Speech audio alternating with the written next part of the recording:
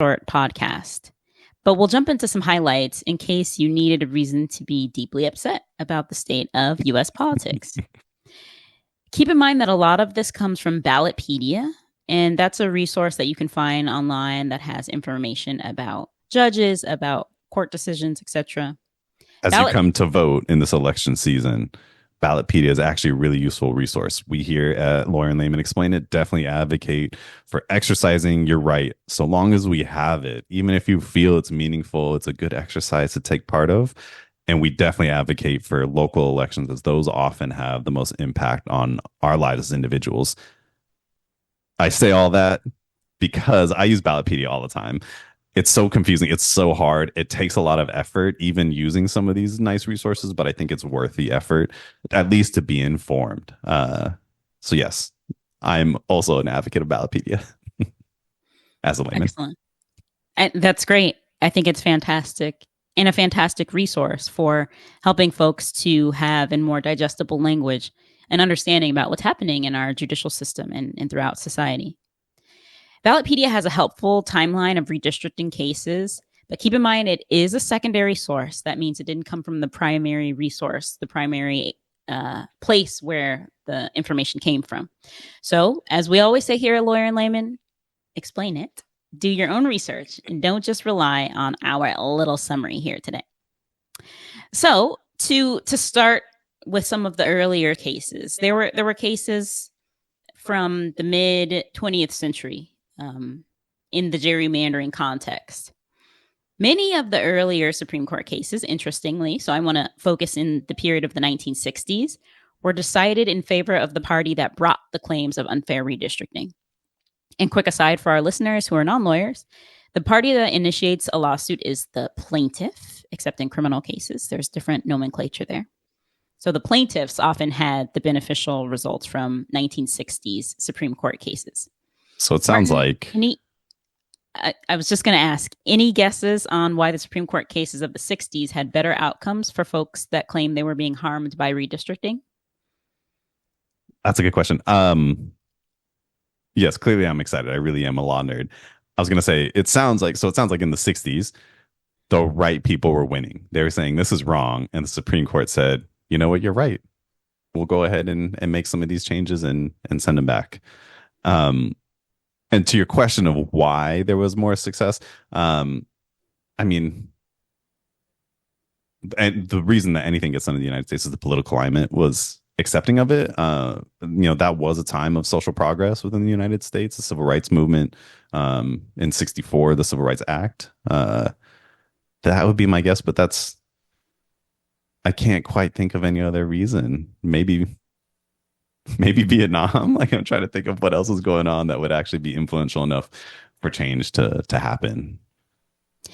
You're hitting the nail on the head. So the climate in the 1950s and 1960s was, in terms of Supreme Court case decisions, considered one of the most, if not the most, liberal periods. So you see cases that have been the seminal cases for sort of diversity, equity, and inclusion, a term that we utilize now. You had Brown versus Board. You had a number of cases in the civil rights context. You had these Supreme Court cases that were saying, hey, it sounds like you're being harmed by people manipulating your political districts. We agree. There was just a context at the time that sort of allowed cases to be in the favor of those who were claiming to be harmed by discrimination. But I'll fast forward to a time that might seem a little less progressive. There was a really important case decided in 2013 called Shelby County versus Holder. So there's this thing called the Voting Rights Act, established so that my not too distant ancestors would have the ability to vote, at least on paper. We can get into that in another episode.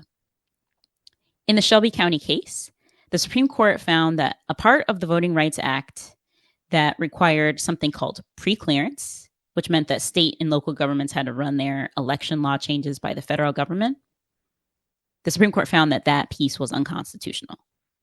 So this finding meant that states could pretty much have free reign in how they implemented election and districting laws.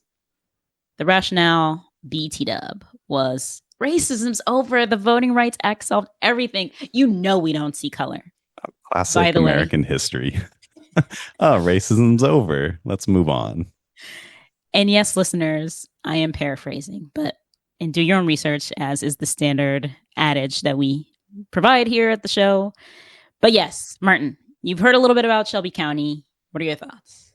Yeah, immediately when you said Shelby versus Holder, I was like, oh, that sounds familiar.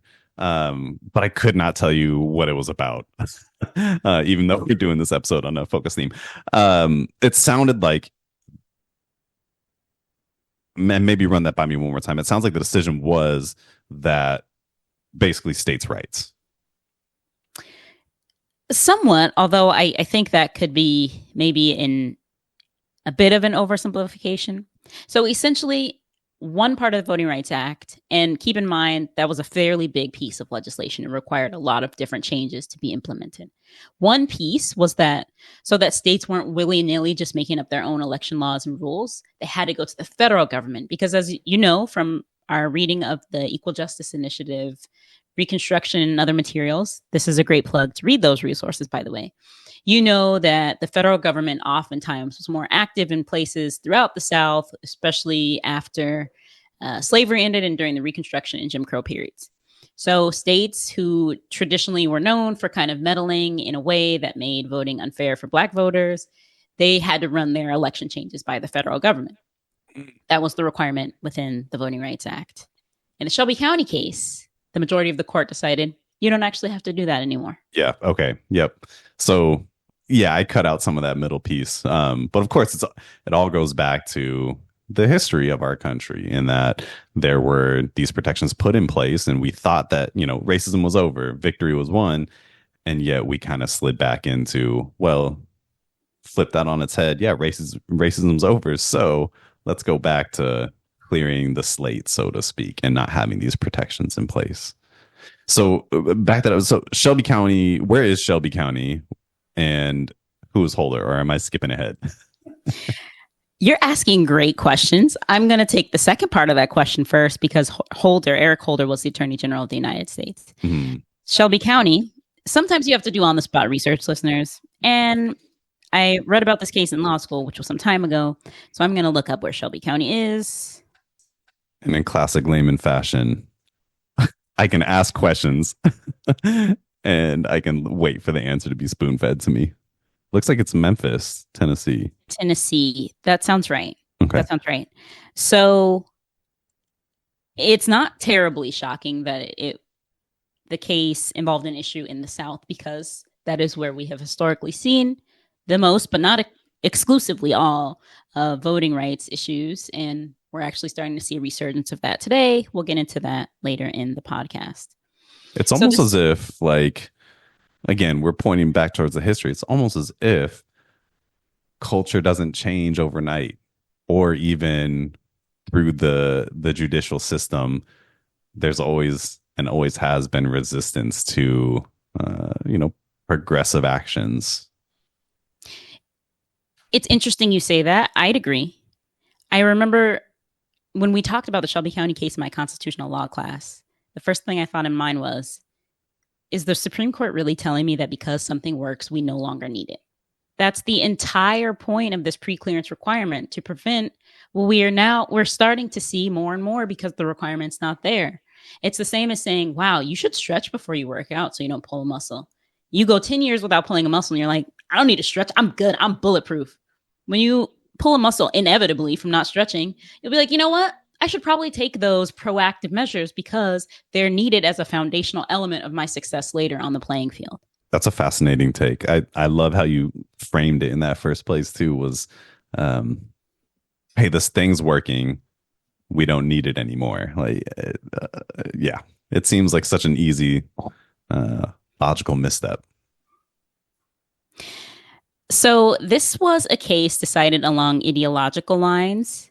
Listeners might be familiar with the term 5-4 or 5-4 split, where an awfully hugely consequential case comes down to one person joining the majority, and the decision's often split between the conservative and liberal judges. At the time of the Shelby County case, there were 5 judges that leaned more conservative, so they made up the majority of the court. Martin, in this Shelby County case, or in other cases you've heard of where you've also noticed that there's been this 5-4 split, what are your thoughts? How do you feel about the very close margins that a Supreme Court case can be decided by? Yeah, given